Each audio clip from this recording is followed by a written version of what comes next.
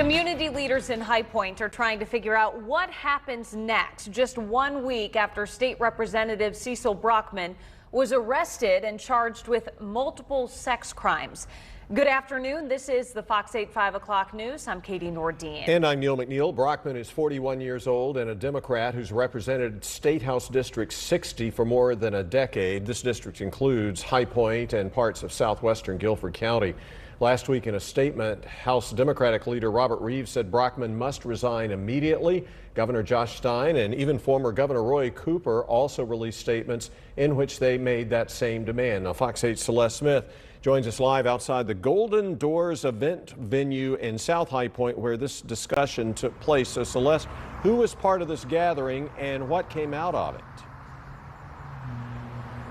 Well, this gathering was invite only, so I wasn't able to stay once that discussion began, but I was inside of the event center right before that meeting started, and I was able to see around 12 different community leaders that were here to discuss what's to come next if that District 60 seat was to become vacant in light of Brockman's recent arrest. And that meeting actually happened right around noon, and I was able to catch up with City Council member Michael Holmes, who went into that discussion ready to talk.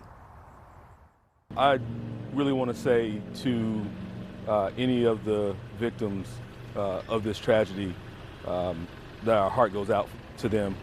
Also to Representative Brockman and what he's dealing with. We want to be sensitive to that as well.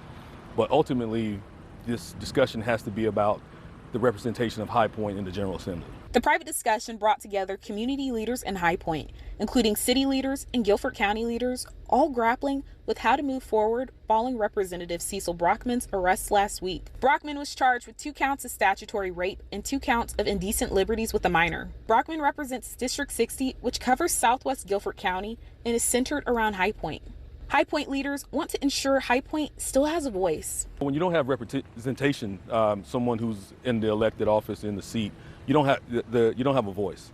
And District 60 has needed that representation and continues to need that representation. And so it's important for us to have someone there who is understanding of the needs of the district, understanding the needs of High Point, and able to speak on behalf of what District 60 needs. Holmes says that before a replacement can be considered, either Brockman must resign or the North Carolina General Assembly would need to take a vote to remove him.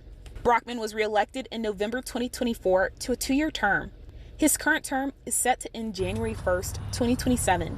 Brockman's legislative assistant, Drew Gibson, also attended this closed-door discussion. He said he had no comment and referred me to organizers as he left the building. Holmes says at the discussion, they were trying to find out if the seat is to become vacant, who's willing and has the capacity to fill the role. That's what leadership demands. I mean, there should never be a vacuum of representation for our city. And so if that means that we have to come together and make hard decisions in a very tragic situation, then that's what we're elected to do.